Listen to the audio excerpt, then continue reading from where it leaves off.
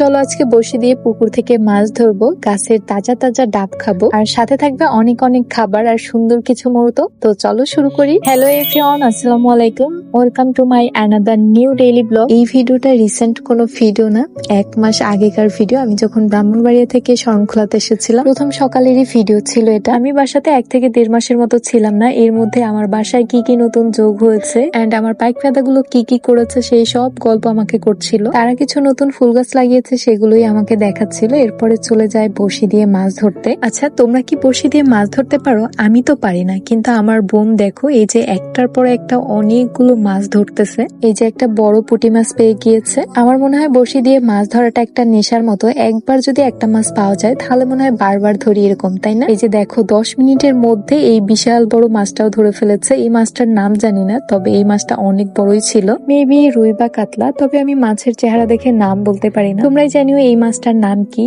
তো আমরা অনেকগুলো মাছ অলরেডি ধরে ফেলেছি। মাছ ধরার পর্ব এখানেই শেষ করে এরপরে চলে যাব ডাব পেড়ে খেতে। আর আমাদের ডাব পেড়ে খাওয়ার জন্য এই বাঁশি ভরসা। আর বাঁশের সাথে এভাবে দা আগে থেকে আব্বু রেডি করে রেখে দিয়েছে, যাতে আমরা সহজেই ডাব পেড়ে খেতে পারি। বাঁশ কিন্তু মানুষকে দেওয়ার জন্যই কাজে লাগে না, তবে এটা বলতে হবে আমাদের দৈনন্দিন জীবনে আসলে বাঁশের গুরুত্ব খুবই অপরিসীম। যাক, অনেকদিন পর ডাব খেয়ে আমার লিভারটাকে একটু সারপ্রাইজ করে দিলাম। এই ডাবগুলো শ্বাস প্রায় বড় হয়ে গিয়েছে, এগুলো কেটে আমরা চাল ভাজা দিয়ে খেতে বসে পড়েছি। এই খাবারগুলো ছোটবেলায় কি যে খাওয়া হতো, যদিও একা না, অনেকগুলো মানুষ বসে এভাবে মজা করে খাওয়া হতো। আর এগুলোর স্বাদ আসলে অন্য কিছুর সাথে তুলনা করা যায় না। যারা এই অমৃত স্বাদ গ্রহণ করেছে শুধুমাত্র তারাই বলতে পারবে। তো এগুলো খেতে খেতে আবার আম্মু আমাদের আম কেটে দিয়েছিল। এখানে বিড়ালের সাথে একটু মজা নিচ্ছিলাম আর খাচ্ছিলাম। এই বিড়ালটা আমাদের পোষা বিড়াল না, তবে এটা আদর নিতে খুবই পছন্দ করে। এই যে কিছুদিন আগে যে বিড়ালটাকে দা দিয়ে কোপ দেওয়া হয়েছিল না, এটাই হচ্ছে সেই বিড়ালটা। তো আমাদের বাসায় তো একটা পোষা মিষ্টি বিড়াল রয়েছে, তো সেটার সাথে বসে বসে একটু আড্ডা দিচ্ছিলাম, দুষ্টুমি করছিলাম।